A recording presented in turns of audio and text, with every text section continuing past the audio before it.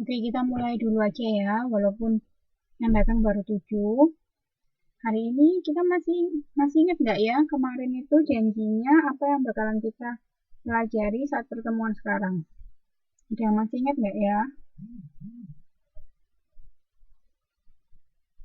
Terus kenapa kok PPT-nya ini, PowerPoint-nya kayak ada orang yang periang, terus ada yang marah, ada yang seperti kayak licik, kayak gini muka-mukanya. Ada yang masih ingat nggak hari ini kita akan bahas apa?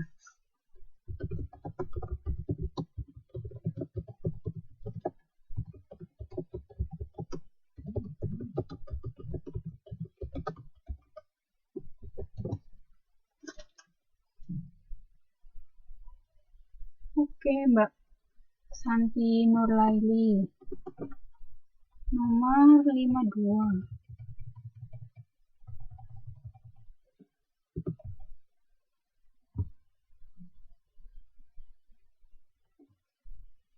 Ada yang masih ingat nggak kita hari ini bahas apa? Ya, cerita Melayu klasik dan unsur-unsurnya, unsur intrinsik dan ekstrinsiknya.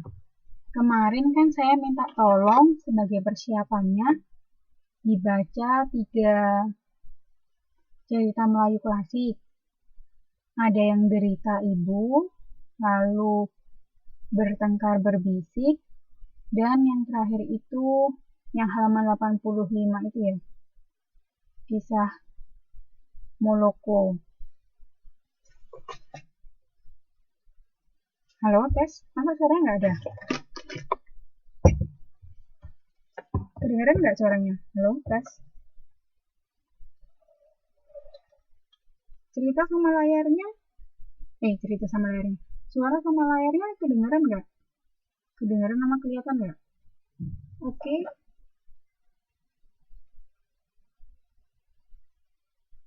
Yes.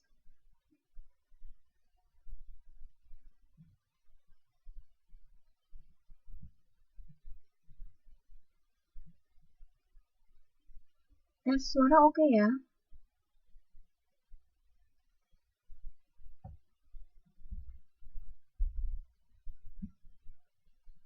Halo Mbak Julia, bentar saya absen dulu.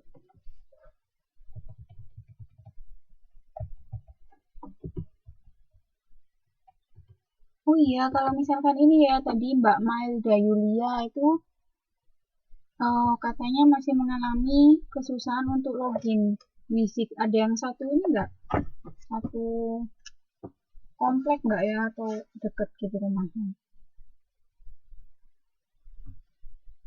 Kalau ada minta tolong dibantu atau diajarin. Oke, untung semua masih ingat ya. Hari ini kita akan membahas karya sastra Melayu dan membahas unsur intrinsik dan ekstrinsiknya.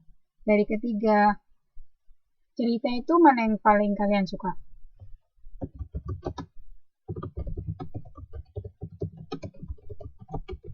Yang jadi favorit atau mungkin yang paling berkesan? Yang paling berkesan.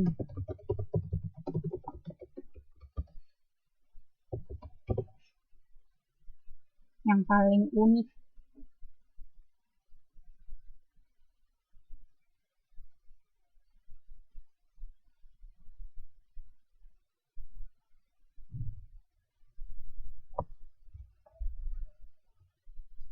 Bertengkar berbisik, kenapa?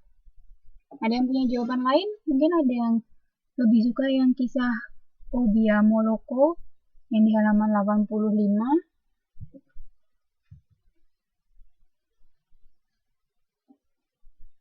Lain-lain ya jawabannya, ada yang suka yang cerita pertama, ada yang kedua, ada yang ketiga.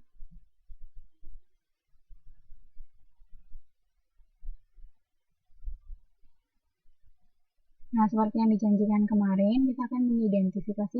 Masa nggak ada suaranya? Tes, tes. Kalau gini, tes. Tes. Ada suara nggak? Nggak ada suara. Nggak ada suara. Oh, Tes, tes. Sekarang, tes, tes, tes. Tes. Kalau sekarang kedengeran nggak?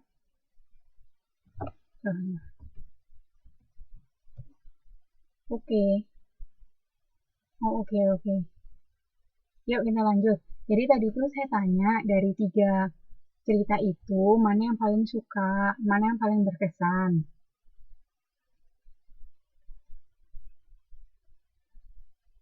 Tadi ada yang jawab yang paling suka yang bertengkar berbisik.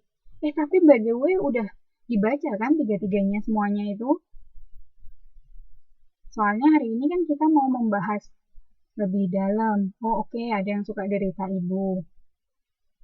Oke, boleh tahu alasannya nggak kenapa kok lebih suka yang derita ibu? Apa karena ceritanya yang mengharukan? Halo, tes? Hah? Masa nggak kedengeran? Tes, tes.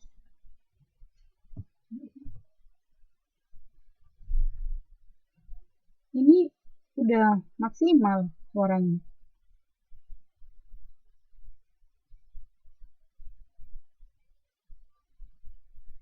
Oke, karena ceritanya sangat sedih. Oke, setiap orang emang punya pilihannya sendiri-sendiri ya, mau suka yang derita ibu karena ceritanya sedih, tentang besarnya pengorbanan, ataupun suka yang bertengkar berbisik, ataupun ada yang suka yang Obia Maloko. Melihat ibu yang dimarahi sang suami terus. Oke, cuman sekedar review saja. Masih ingat ya, unsur intrinsik ada 3. Tema, tokoh, dan perwatakan, lalu amanat. Nah, sekarang kalau yang bertengkar berbisik yang di halaman 59, kira-kira temanya apa ya? Tema dari bertengkar berbisik.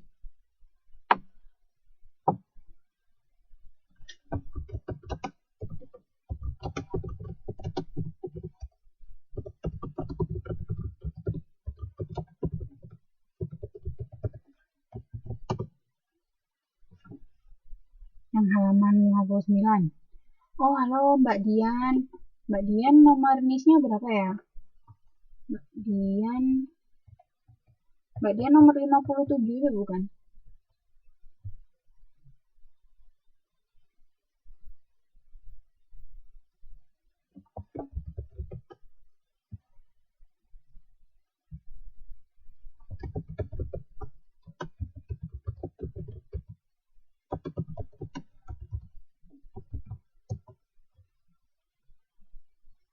Nah, sekarang pertanyaannya apa nih? Temanya dari karya sastra bertengkar berbisik. Kira-kira apa ya? Udah dibaca kan ya tapi ceritanya itu yang bertengkar berbisik itu lucu tapi menyebalkan tapi campur-campur ya kalau buat saya. Oh iya, nggak apa-apa, langsung aja. Yang baru datang kita buka ini ya, buka sesi membahas lebih dalam yang tentang 3 cerita karya klasik kemarin itu, karya Melayu klasik kemarin. Sekarang kita membahas yang bertengkar berbisik di halaman 59. Halaman 59. Oke, ada yang jawab persahabatan. Ada yang punya jawaban lain?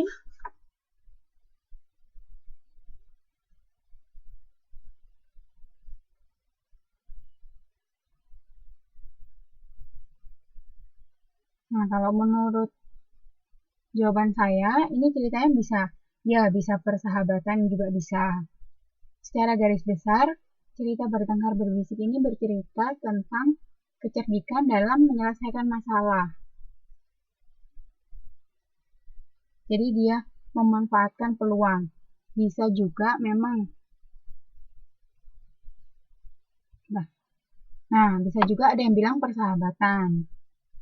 Jadi menceritakan kesetiakawanan 3 sekawan ini yang sepakat berperan menjadi kepala apa ya istilahnya, orang yang punya kedudukan lah, dan ajudan-ajudannya.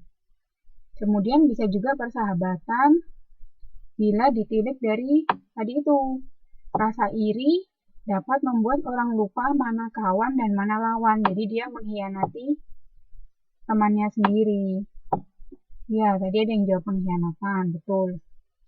Ada yang juga bisa dilihat dari kelaparan atau kemiskinan, karena bila orang sudah lapar itu membuat orang rela berbuat apa saja, bahkan berbohong. Nah, kurang lebih temanya seperti itu. Bisa dilihat dari sudut pandangnya masing-masing. Ada yang persahabatan, dilihat dari kesetia kawanannya mereka, atau mungkin persahabatan bisa dilihat dari pengkhianatannya mereka. Pertama, dia kawan, lalu karena salah satu orangnya itu merasa iri, mereka menjadi lawan. Nah, kalau dilihat dari akar ceritanya, seperti asal muasalnya kenapa konflik itu bisa tercipta, bisa dilihat dari ini. Mulanya kan dia kelaparan kan, jadi mereka mencari ide bagaimana caranya pokoknya bisa dapat makan. Jadi orang yang lapar itu rela berbuat apa saja, termasuk berbohong. Itu kira-kira jawabannya.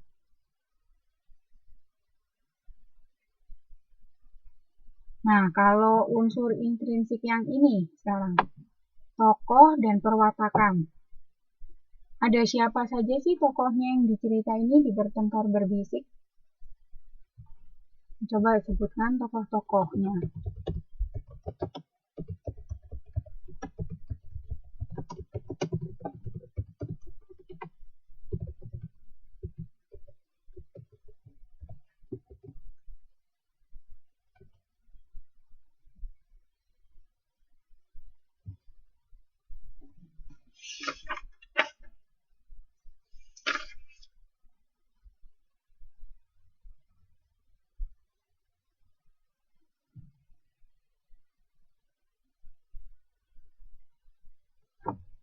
Kalau secara garis besar, tokoh-tokohnya ada.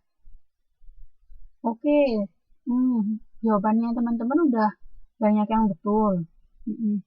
Si Burkat, terus si Togop, Togu, dan ini salah ya, kepala kampung.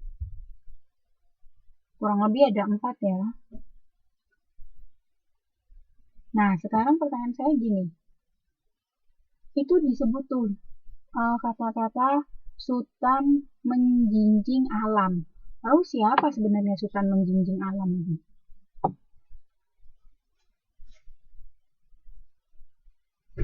Oke, Mbak Wayanti menjawab Burkat, Mbak Santi menjawab Burkat. Oke, Mbak Kiramaya juga, Mbak Nova menjawab Togu.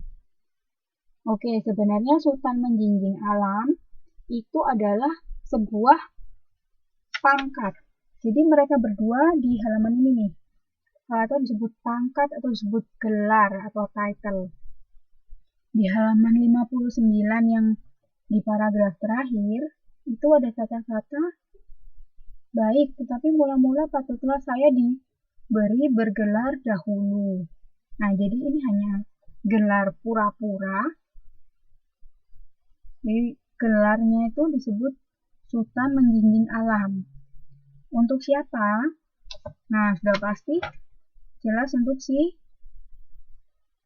siapa? Ayo, si Burkat atau si Togu? Untuk si Burkat. Kan gini. Jadi si Burkat itu dia pura-pura jadi orang penting. Nah, orang penting ini diberi gelarnya namanya Sultan menjinjing alam. Nah, itu coba dilihat di halaman 60 yang paling atas. Yang halaman 60 yang paling atas, paragraf paling atas. Sudah itu berjalanlah Sultan menjinjing alam di muka, diiringi si Togop dan Togu. Jadi si Burkat dengan gelar Sultan Menjinjing Alam itu berjalan di muka, kemudian pengiringnya 2 orang itu sahabatnya Togop dan Togu di belakang. Itu ceritanya.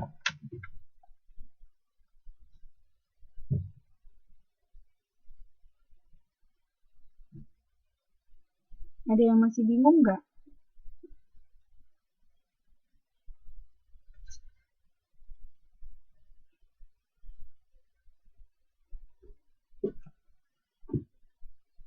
Kan itu ada di yang halaman 59 kita sama tahu orang yang ternama atau orang yang berpangkat lebih dimalui orang daripada orang sembarang saja. Nah, jadi dia punya ide bagaimana kalau salah seorang dari 3 orang itu disebut kepala kampung, lalu 2 orangnya menjadi pengiringnya. Supaya lebih berkesan lagi, kepala kampung ini diberi gelar. Nah, gelarnya apa? Gelarnya Sultan Menjinjing Alam. Itu ceritanya. Jadi Sultan Menjinjing Alam itu bukanlah sebuah tokoh, tapi itu gelar yang disandang oleh si Burkat ini. Dan gelar itu hanya gelar palsu. Oh ya, nggak apa-apa. Mbak Erni langsung aja dibuka halaman 59.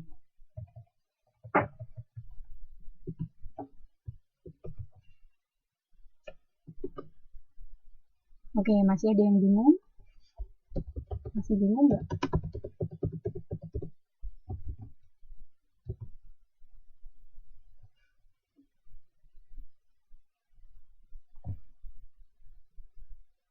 Kalau nggak bingung, kita lanjut nih.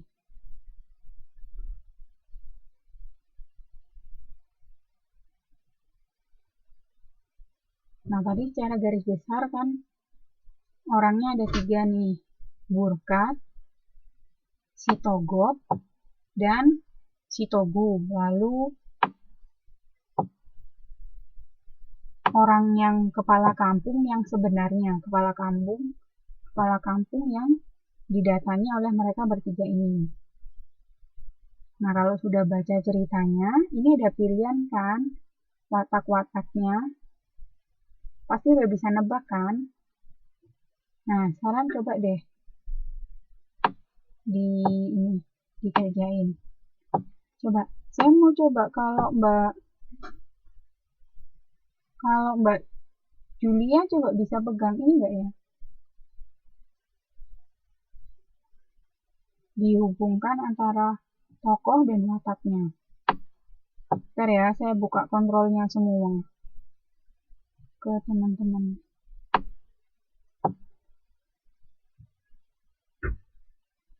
Oke, ini 71 ya.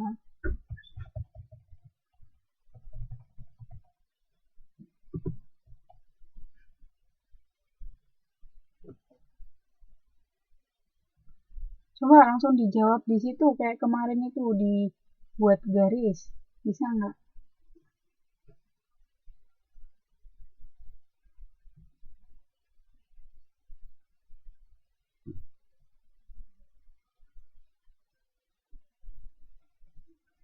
Ada pilihannya cerdik, penurut, serakah, atau tidak mau berbagi, memanfaatkan peluang atau mengambil kesempatan, iri, dan dengki.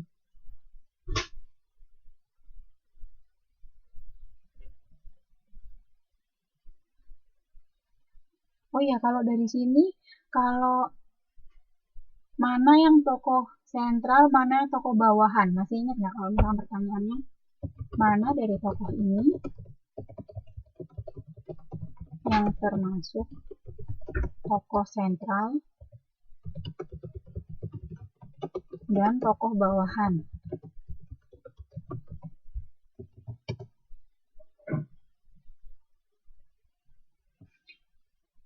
Ini nggak ada yang bisa ini ya, apa gerak-gerakin pointernya?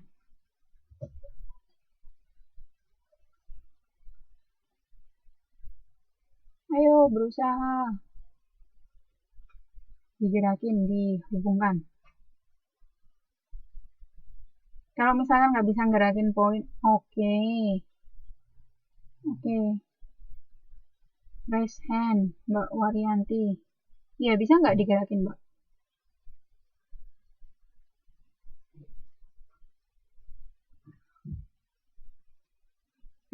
Toko sentral, Burkat. Ya, kenapa kok Burkat itu toko sentral? Karena dia salah satu pencetus idenya. Jadi, ide utamanya itu dari dia. Dan dia nanti yang menciptakan konflik juga. Nah, kalau cuma satu toko sentralnya nggak bisa kan? Kurang satu lagi nih, toko sentralnya. Aku kasih petunjuk deh, toko sentralnya ada 2. Satu lagi siapa?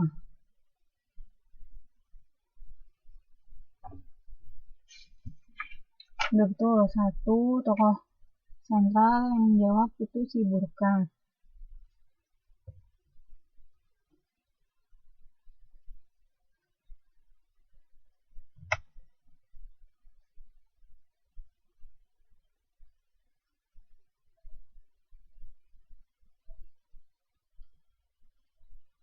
Ada yang punya jawaban lain? Mbak Windy Sumpit menjawab kepala kampung, tokoh sentralnya.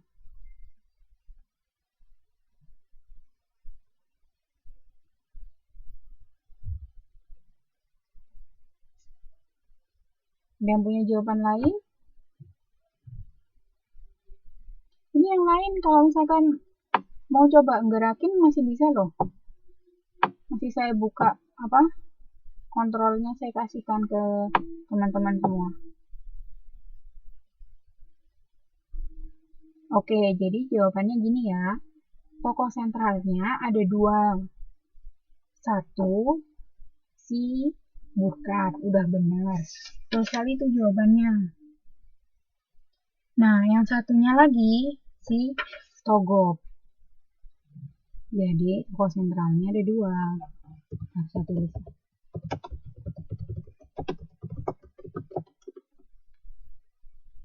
Burkat dan Togop. Nah, masih ingat kan kemarin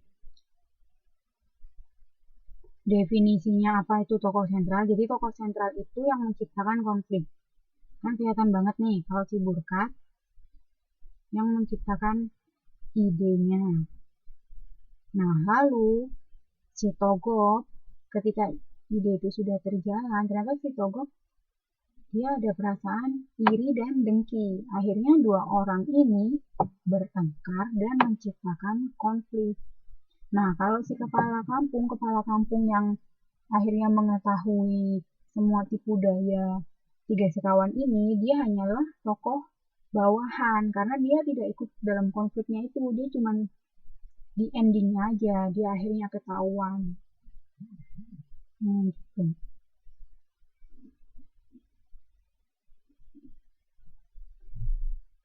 Itu kenapa 2 orang itu Burkat dan Togop menjadi tokoh sentral, sedangkan sisanya si Togu ini dia menjadi tokoh bawahan. Itu. Ada yang masih bingung membedakan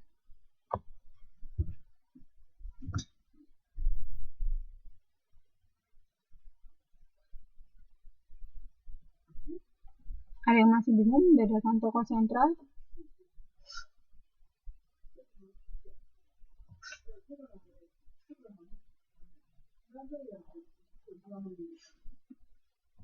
Ada yang masih bingung nggak? Paham? Oke, yang tokoh sentral, tokoh bawahan ya. Oke, sekarang kita tengok jawabannya teman-teman yang menggabungkan perwatakan.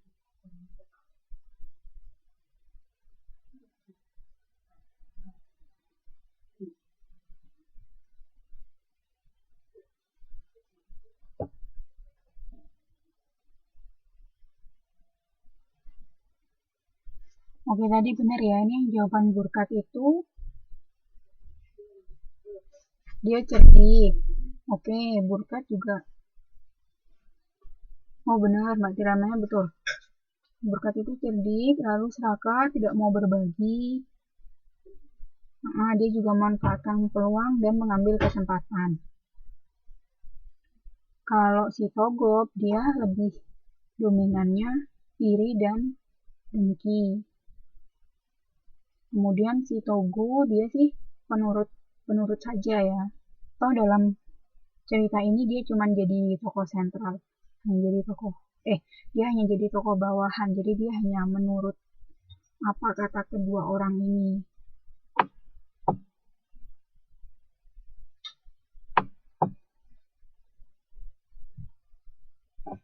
Itu tadi analisa tokoh perwatakan dari cerita Bertengkar Berbisik. Ada yang masih bingung nggak?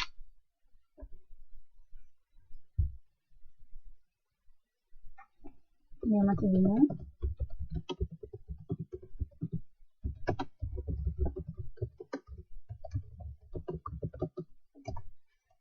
Dari analisa di atas tentang tokoh dan perwatakan.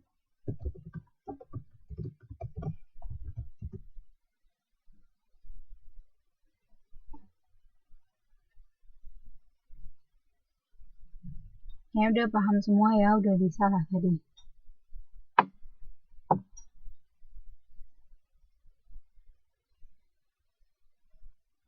Kalau misalkan udah paham, saya lanjut ini ya ke materi selanjutnya.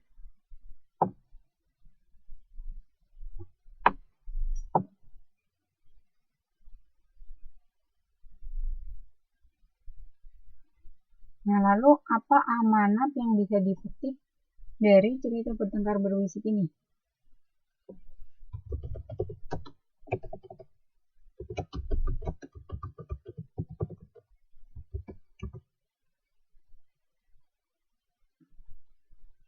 Lalu apa nih amanatnya setelah baca cerita ini?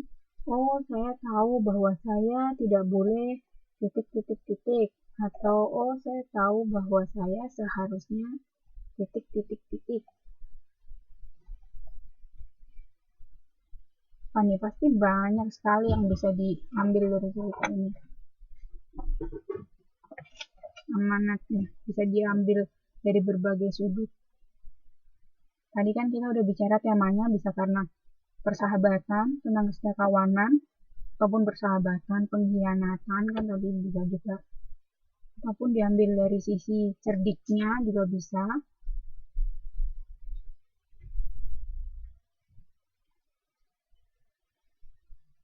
Nah, amanatnya kurang lebih gini. Sebenarnya lebih baik sih jangan suka berbohong. Karena pada akhirnya ketika semua terbongkar, bisa saja akan mendapatkan konsekuensi yang lebih buruk. Masih ingat kan tadi apa tujuannya mereka? Tujuannya mereka hanya ingin mendapatkan makan. Kemudian dia berbohong, malah konsekuensinya apa? Mereka babak belur kan?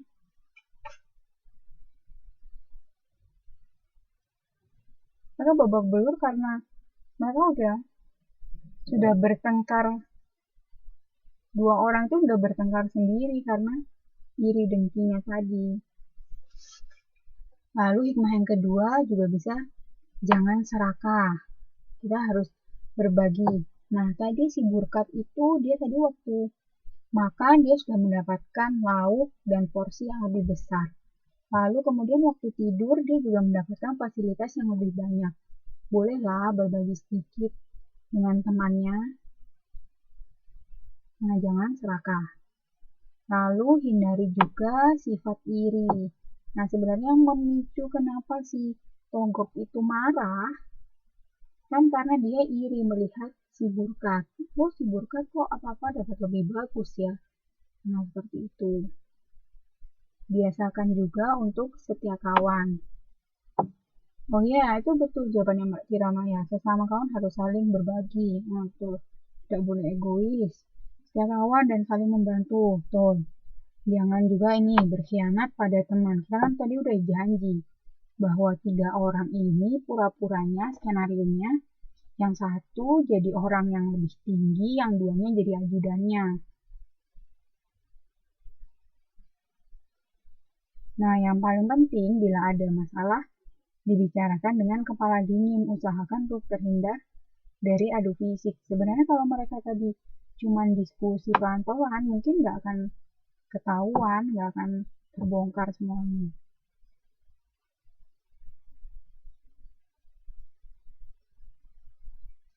Kurang lebih sih itu hikmah yang dapat diambil.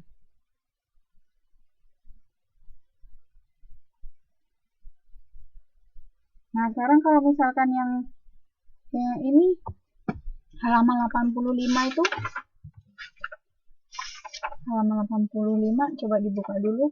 Yang kisah Obiamoloko dan Obiamokara, ada yang udah baca?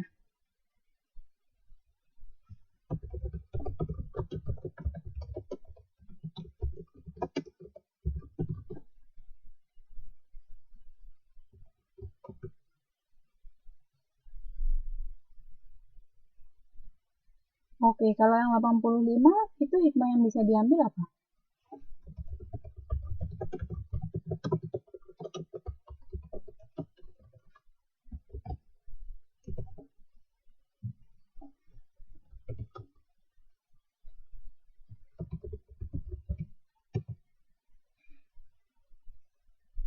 Apa ya kira-kira?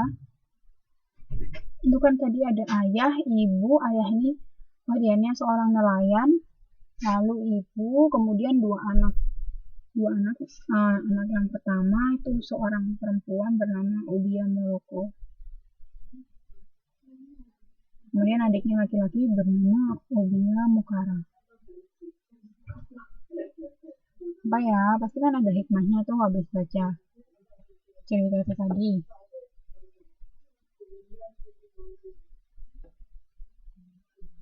Oke, mematuhi atau mematuhi amanat.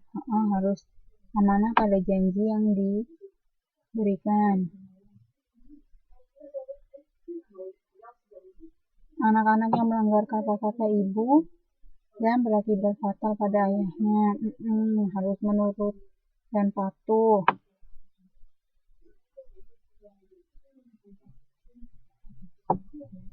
Oke, kebanyakan dari teman-teman udah betul semua ya. Harus menuruti nasihat orang tua dan selalu menjaga amanat dan pesan yang ditinggalkan kepada kita. Kalau ada orang yang berpesan pada kita, itu berarti orang itu sudah percaya sama kita. Jadi kita tidak boleh menyia-nyiakan kepercayaan orang itu.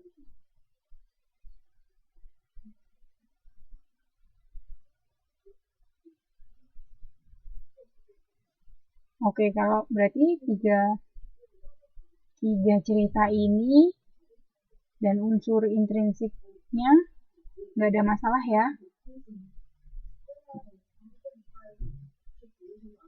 Kalau unsur intrinsiknya udah beres, kita jalan ke unsur ekstrinsik. Masih ingat kan unsur ekstrinsik itu artinya meliputi nilai yang terkandung tapi sumbernya dari luar. Nah, sekarang pertanyaannya saya, nilai apa yang terkandung pada cerita Bertengkar Berbisik?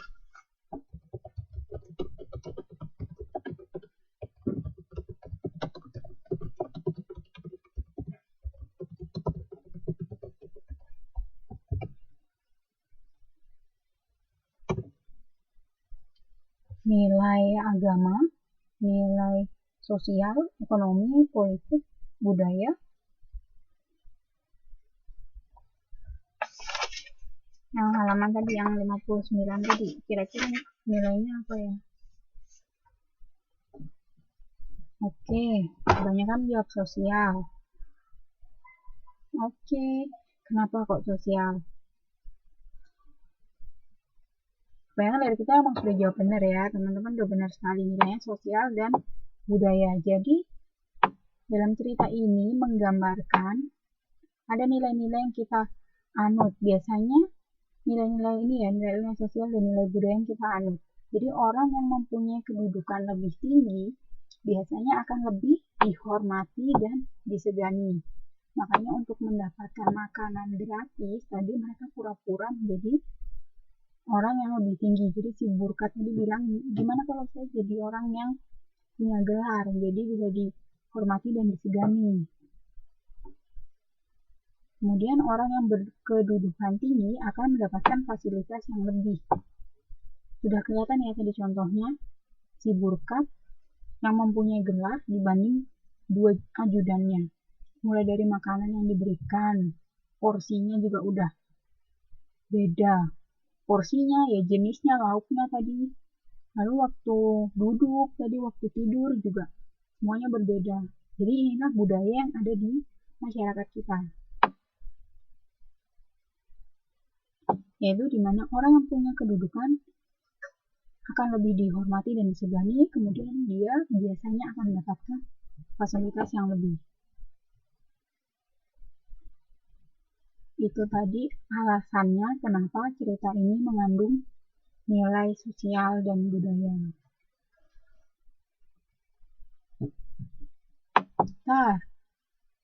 Nah, sebelum itu saya dulu nih. Ini yang tentang cerita unsur intrinsik dan ekstrinsik masih ada pertanyaan nggak?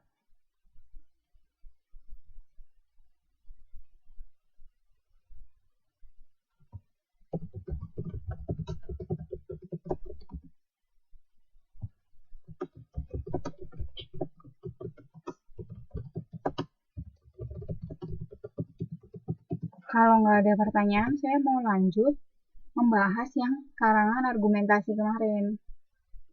Jadi kan teman-teman udah ada beberapa yang mengirimkan ke saya. Nah, saya mau kasih contoh dan kasih komentar. Jadi saya ada 3 contoh di sini, tapi nggak saya sebutin namanya. Kalau nggak ada yang bingung, kita lanjut yuk. Masih bingung nggak?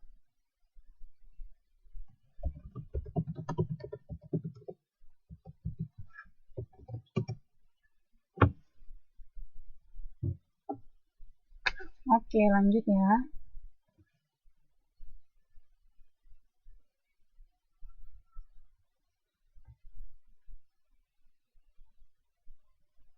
Nah, sekarang kita akan bahas karangan argumentasi, beberapa masalah, dan bagaimana cara menyelesaikannya. Masih pada ingat kan ya? Kita kan ada 3 pilar-pilar atau 3 prinsip pokok paragraf argumentasi itu harus seperti apa? Kan harus ada ini, pernyataan, alasan yang mendukung, pembenaran. Nah, saya pikir 3 ini tidak usah saya ulang lagi ya, kan kemarin udah saya jelaskan. Nah, sekarang belajar teorinya sudah. Sekarang tinggal eksekusinya. Oke, ini saya kasih contoh.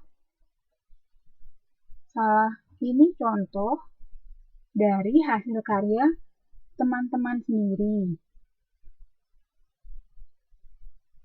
Masih loading ya.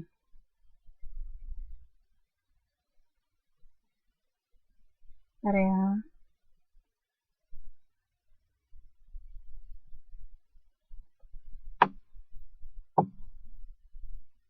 Nah, ini kelihatan nggak? Kurang gede. Ini hasil karya yang mengumpulkan kurang gede ya, kurang besar. Apa udah kelihatan jelas?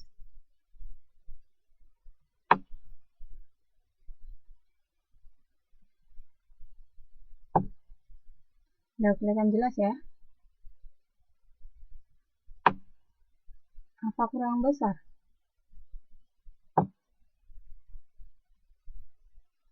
Hasilnya sebenarnya saya nggak kasih tahu siapa, soalnya saya belum minta izin ke yang bersangkutan akan menggunakan hasil kirimannya, hasil karangannya untuk contoh. Jadi saya samarkan namanya, saya hapus namanya.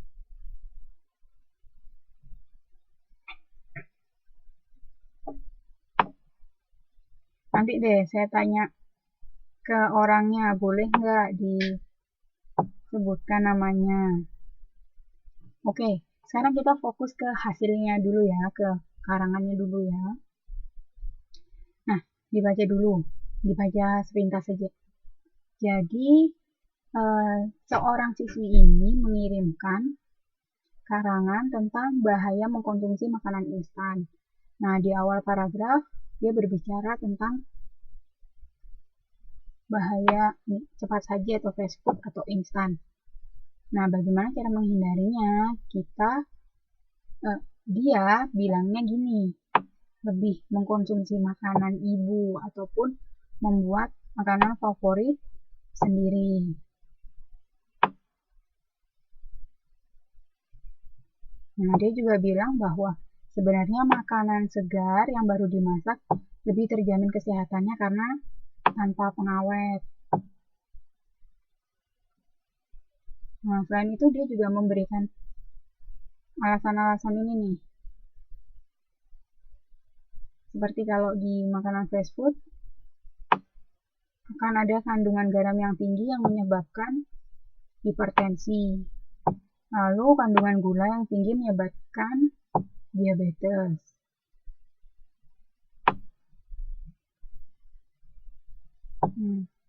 Ya, sampai sini.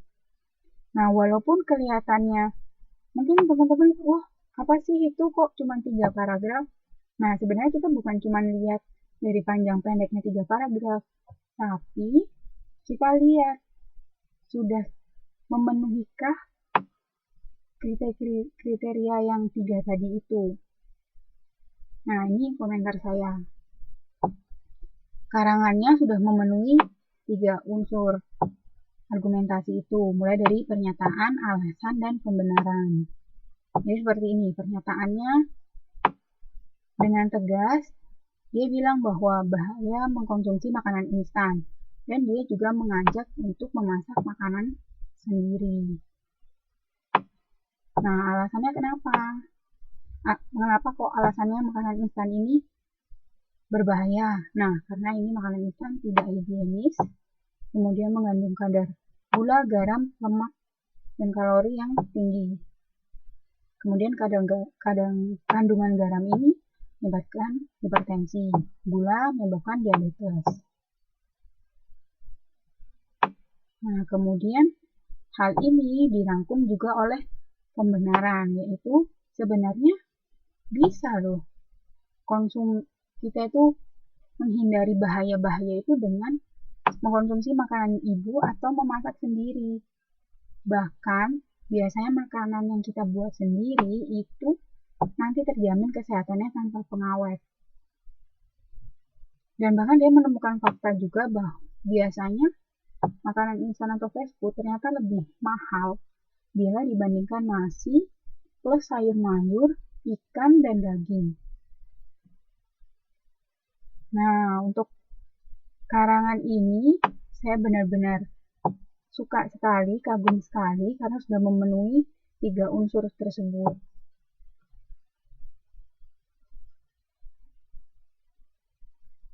Ini kalau misalkan karangan ini saya kasih nilai 95.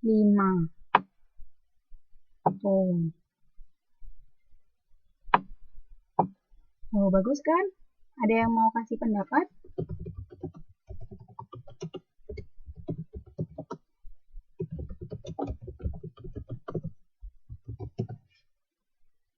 Mungkin ada yang mempertanyakan, oh itu alasannya kurang mendukung, atau mungkin pembenarannya kurang mendukung, atau mungkin pernyataannya tidak sinkron, atau seperti apa. Kalau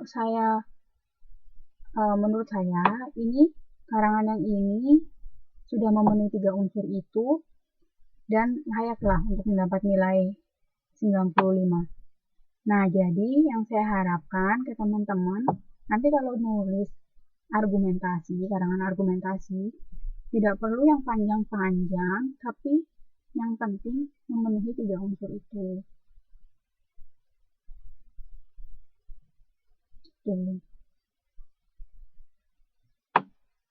Kalau nggak ada yang mau kasih pendapat atau mungkin tanggapan, saya lanjut ke contoh yang kedua.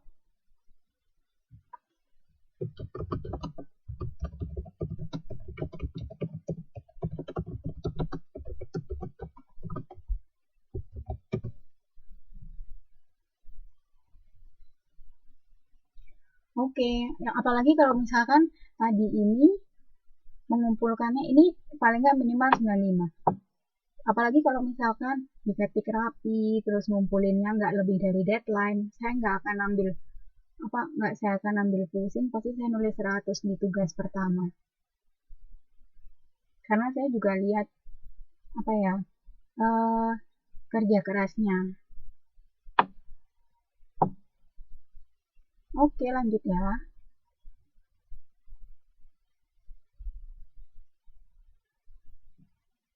Nah, sebentar ya lagi loading.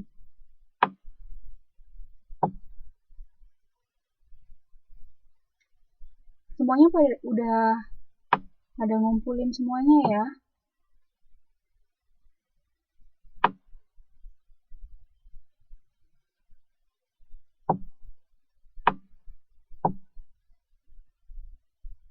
Oh ya, sambil saya absen, Mbak Widya Formosa itu nomor berapa ya? Nomor NIS-nya.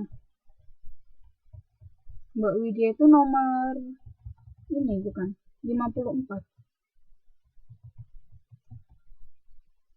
Oh, oke, nggak apa-apa, nanti aja. Oke, tadi yang itu contoh pertama ya. Yang contoh pertama tadi udah jelas kan ya? Nah, sekarang nih contoh yang kedua. Sebentar, masih loading.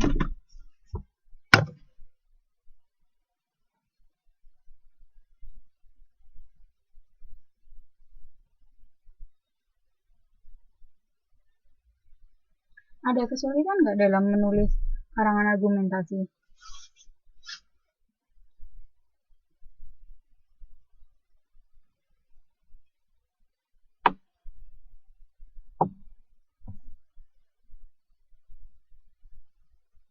Loadingnya lama nih.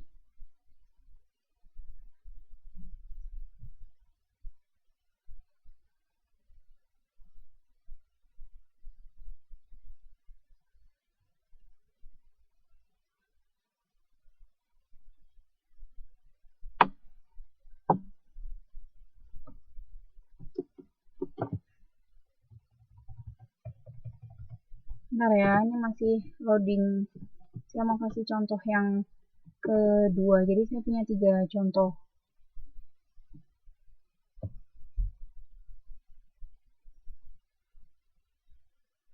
Loadingnya lama sekali.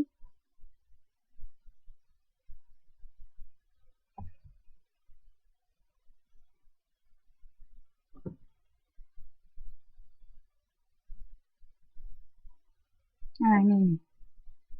Nah, saya perbesar dulu ya.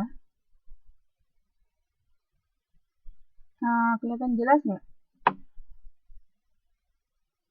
Mau kurang besar?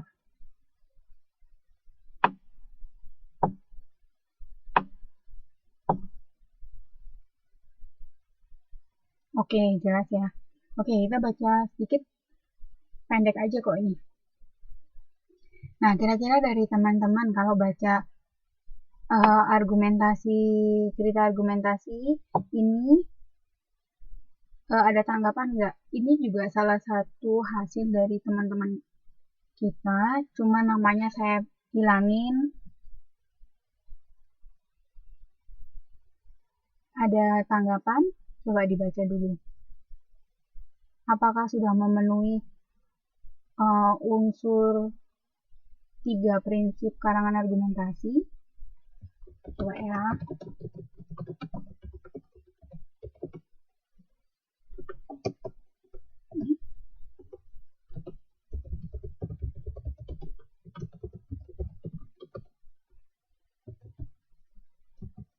Bahasanya masih kurang pas. Oke, masalah bahasa itu nanti oke lah, itu udah saya merah-merahin. Tapi kalau yang 3 unsur prinsipnya itu, kalau bahasa emang sudah saya merah-merahin ya, kayak misalkan temennya atau kayak di Taiwan ini harusnya dipisah tulisannya temen.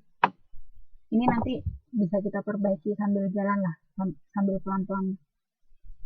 Nah, tapi yang paling krusial, sudah memenuhikah 3 prinsip argumentasi? Kalau menurut teman-teman gimana? Udah atau belum?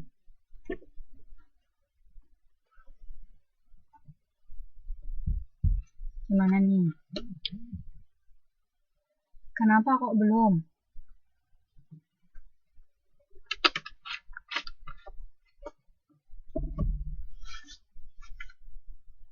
Banyaknya, maaf, sorry. Banyaknya TKI ilegal, sama dia bercerita tentang meninggalkan orang yang disayanginya. Oke. Kemudian di paragraf 3 dia bilang, teman-teman janganlah kabur, bukan? Lalu dia bilang lebih baiknya seperti ini. Menurut teman-teman gimana? Udah memenuhi 3 unsur itu atau belum? Nah, kalau menurut saya sebenarnya 3 unsur itu semuanya sudah terpenuhi. Mulai dari pernyataan, tapi kurang tegas. 3 unsur sudah ada, tapi kurang tegas. Jadi seperti ini.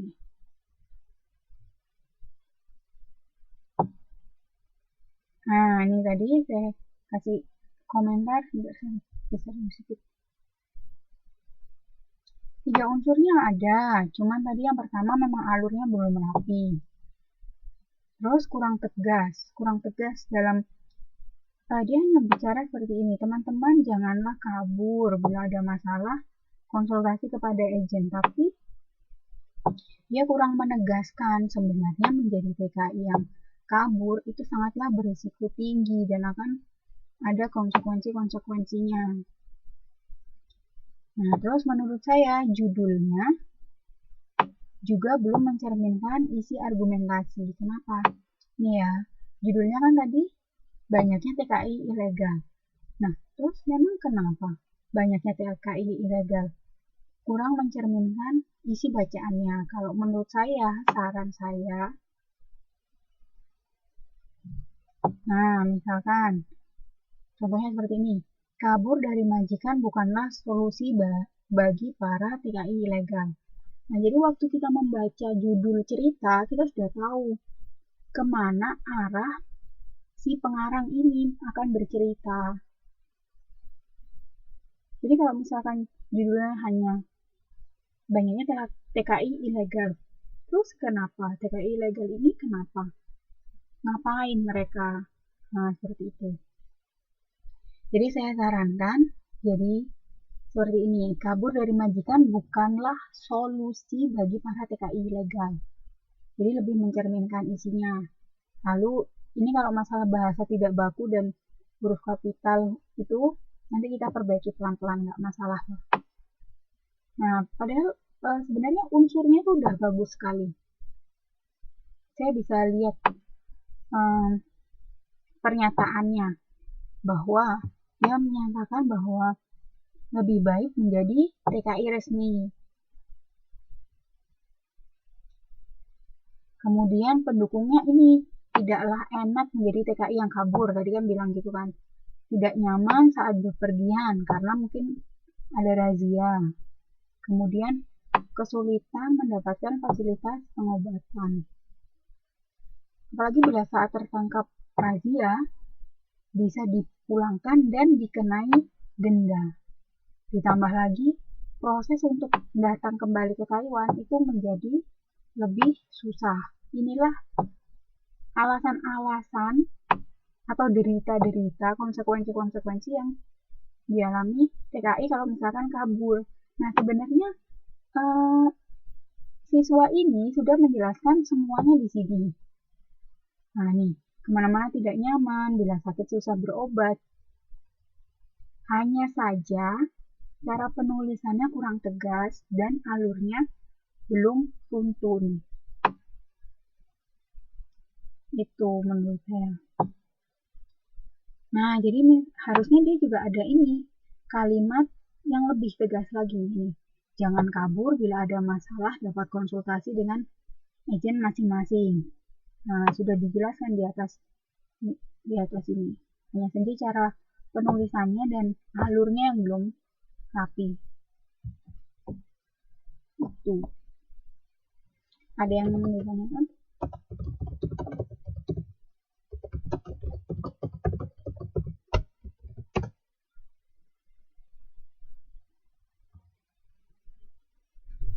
Sudah terinspirasikah kalau melihat dua contoh tadi?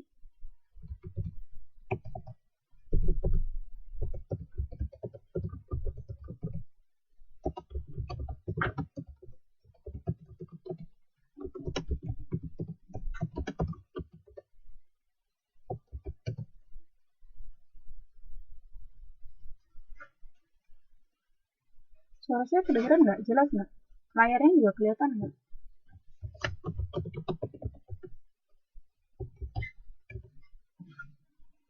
Layar oke? Suara oke nggak?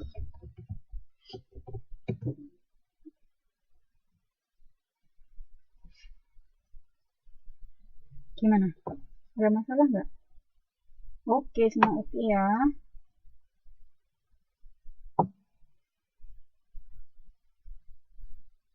Oke.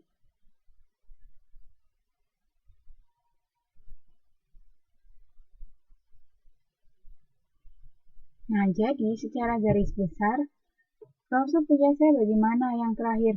Wah, enggak kok. Orang saya contoh yang terakhir nggak pakai punya yang Mbak Sri Haryanti. Enggak, serius. Tapi kita akan bahas itu. Cuman saya pakai contoh yang orang lain. Bentar ya. Jadi yang dua contoh itu udah selesai kan tadi, udah beres ya, udah clear kan ya. Nah, jadi secara umum, masalah yang dihadapi teman-teman waktu menulis karangan argumentasi ini kurang tegas dalam menyatakan pendapat. Padahal kemarin kan sudah berkali-kali saya bilang bahwa argumentasi itu berargumen, menyatakan pendapat apa nih? Yes, no, iya, tidak, baik, buruk, setuju atau tidak, atau mendukung atau tidak. Semua itu dikatakan dengan jelas. Lalu misalnya setelah memberikan statementnya dan memberikan pernyataannya, oke, saya setuju, saya tidak setuju, saya mendukung, saya tidak mendukung, yang ini bahaya, yang ini tidak. Kemudian harus ada alasan-alasannya. Nah, yang pertama itu kurang tegas, masih kurang tegas. Kemudian yang kedua, kurang sinkron antara memberi judul dan isi karangannya. Nah, sebenarnya gunanya judul itu kan untuk menarik pembaca, supaya pembaca ingin tahu, ingin apa ya, punya keingintahuan untuk membaca karangan ini itu tentang apa. Nah, seperti tadi contohnya kalau misalkan banyaknya TKI ilegal. Nah, terus kenapa emang TKI ilegal, ngapain mereka? Kan nggak ada gregetnya kan. Nah, tapi kalau misalkan ditulis kabur dari majikan bukanlah solusi,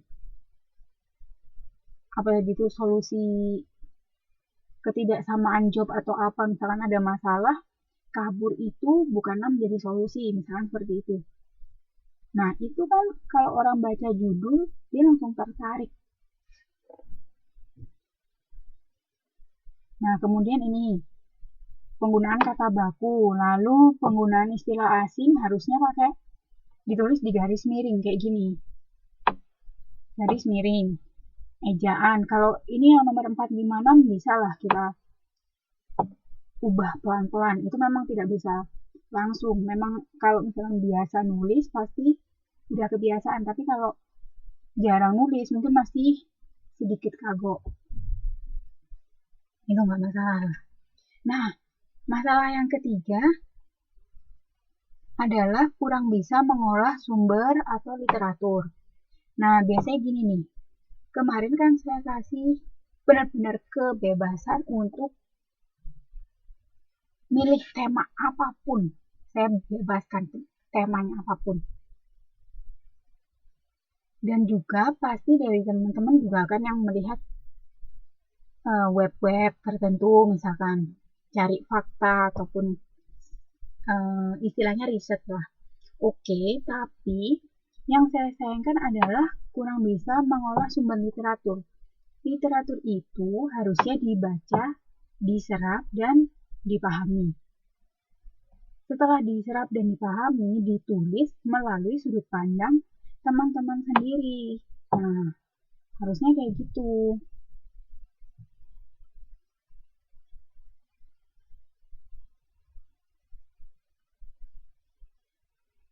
Nah, ini contohnya gini nih.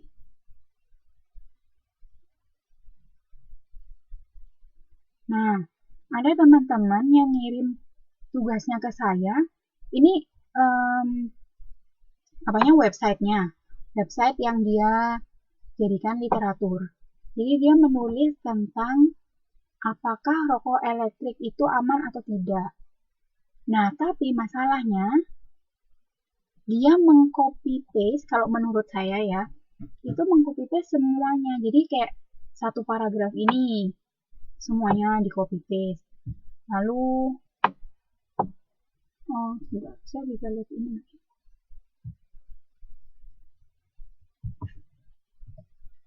Nah, kemudian yang ini misalkan.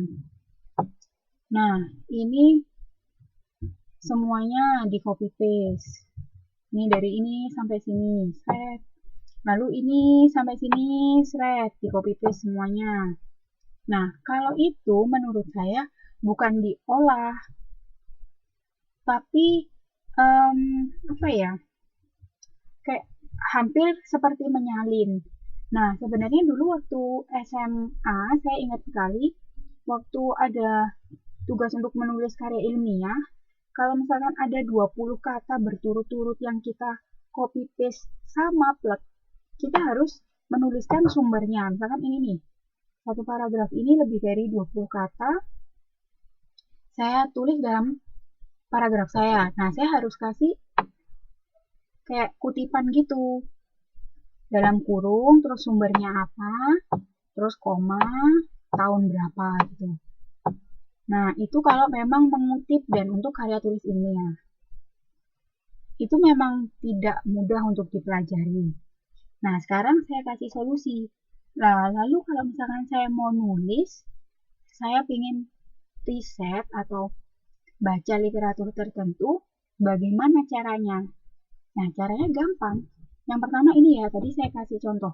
Jadi ini website yang sama seperti yang digunakan murid saya yang di copy paste itu. Jadi, nah sekarang saya contohkan, saya akan menulis berdasarkan website ini, tapi dengan sudut pandang saya sendiri. Nih contohnya.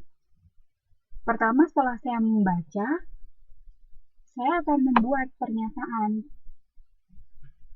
Karena argumentasi kan, saya akan memberikan pernyataan yang tegas bahwa rokok elektrik tidaklah lebih baik dari rokok tembakau. Kemudian saya menyatakan alasannya.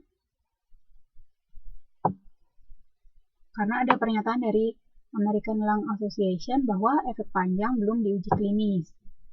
Kemudian penelitian dari South California juga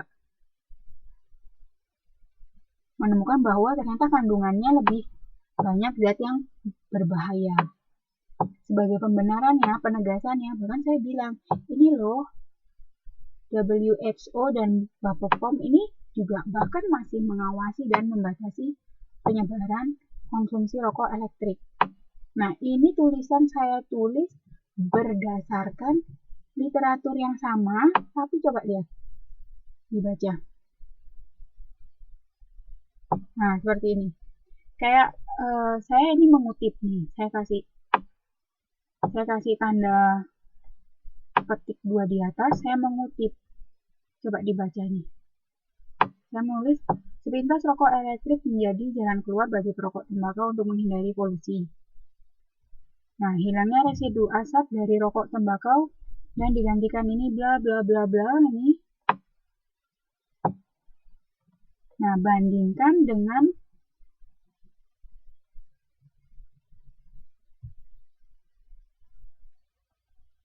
Nah, ini karya salah satu teman kita. Ini saya tandain merah-merah karena saya menemukan ini sama plek dengan tulisan yang ada di website tadi. Jadi menurut saya kalau yang cara seperti ini, kan nih hampir setengah karangannya itu tulisan yang merah-merah tanpa diubah sedikit pun. Coba nih. Nih ya, banyak perokok yang beralih ke rokok elektrik karena menganggap ini bla bla bla ini. Tanda tanya. Terus menurut Craig, nah semuanya di copy paste full.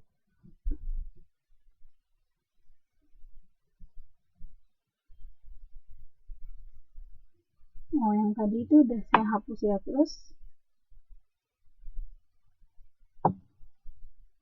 ini juga.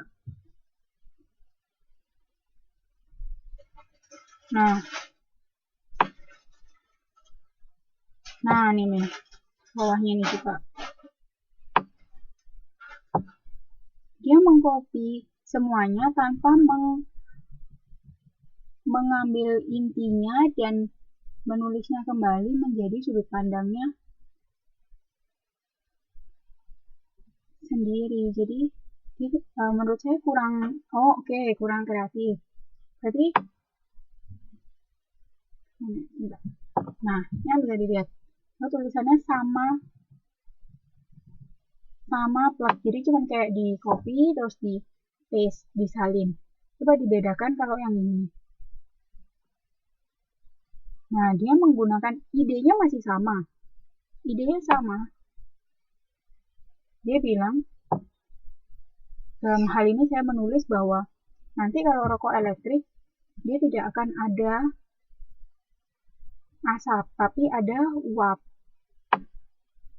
Ide tetap sama. Saya riset di website yang sama, tapi saya nulis di pakai sudut pandang yang berbeda. Nah, seperti ini. Nah, ini juga beda kan? Ya, tampaknya perihal keamanan rokok elektrik tidak bisa diputuskan secara sepihak. Nah, saya oke lah, dari riset itu memang ada Universitas South California. Saya membicarakan, ini nih hasilnya. Nah, dan saya menegaskan, jadi pernyataan sang presiden masih belum dapat divalidasi dan dapat ditangguhkan dari pernyataan American Lung Association. Nah, kemudian saya bilang bahwa menelaah belum ditemukannya titik terang mengenai keamanan rokok elektrik. Rokok elektrik tidaklah lebih baik dari rokok tembakau. Nah, ini juga saya hasilnya riset kan dari zat-zat beracun. Tapi tidak akan saya copy paste semua, tapi saya akan rangkum dan saya tulis dengan sudut pandang saya sendiri. Nah, kemudian ini yang cara menulis yang WHO dan Bapepam beda kan? Tadi yang satunya itu 2 baris yang panjang itu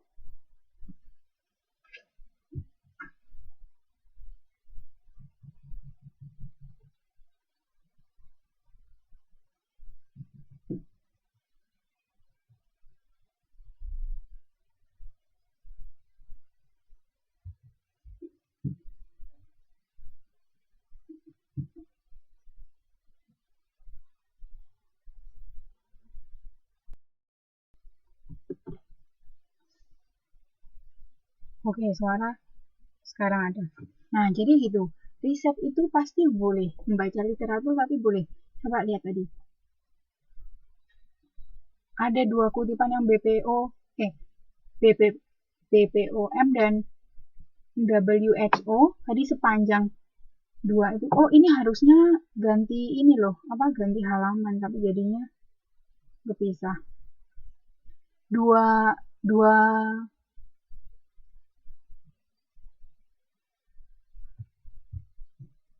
bisa diganti lagi sih.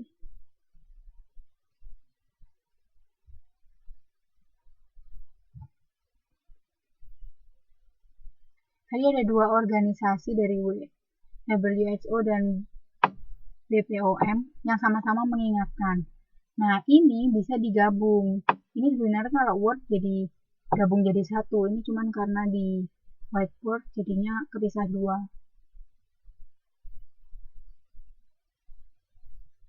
Oke, kalau mau pamit. Oke. Nah, itu tadi contohnya. Jadi pasti boleh kita melakukan riset dan membaca literatur.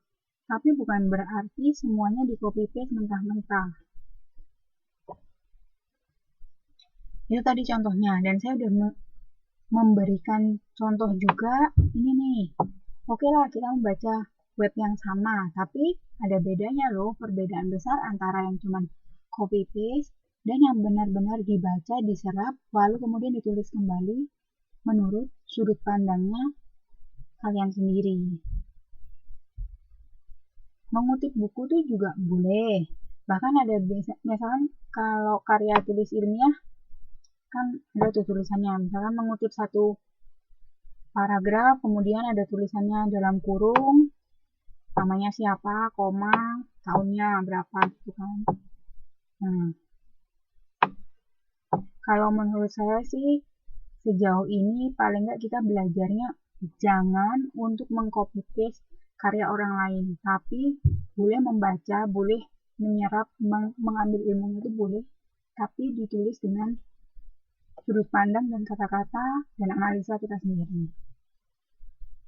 Nah, ini nanti akan saya upload juga semuanya, jadi teman-teman bisa membedakan contoh argumen yang tadi menurut saya bisa dapat nilai 95, lalu contoh argumen yang kurang, maksudnya unsurnya sudah terpenuhi, cuman kurang tegas dalam menulis. Kemudian tadi yang mungkin masih salah dalam menggunakan literatur. Saya sertakan websitenya juga, jadi bisa dilihat mana yang benar-benar plek, mana yang enggak. Lalu saya kasih solusi, caranya seperti ini. Semua nanti akan saya upload. Untuk semua materi itu ada masih ditanyakan?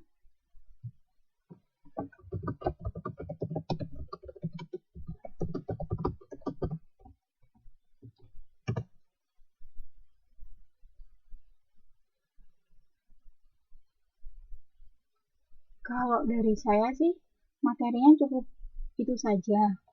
Jadi hari ini kan kita hanya membahas unsur intrinsik dan ekstrinsik dari 3 sastra Melayu klasik itu. Lalu kemudian saya juga memberi sedikit masukan untuk hasil argumentasinya teman-teman.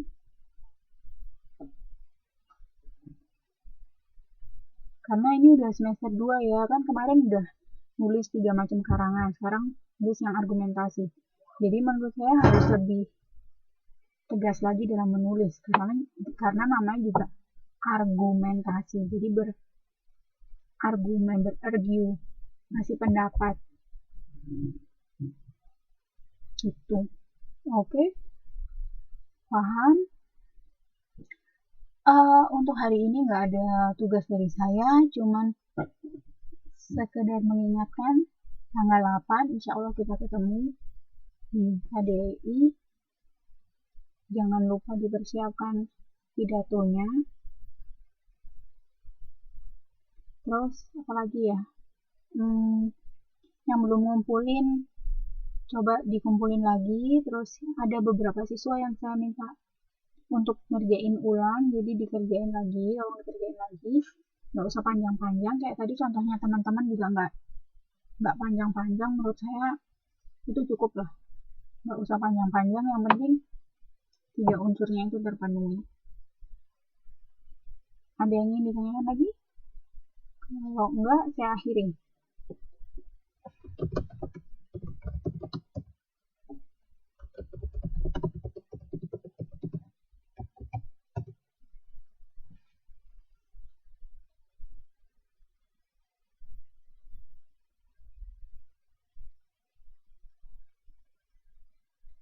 Oke, saya akhiri. Wassalamualaikum warahmatullahi wabarakatuh.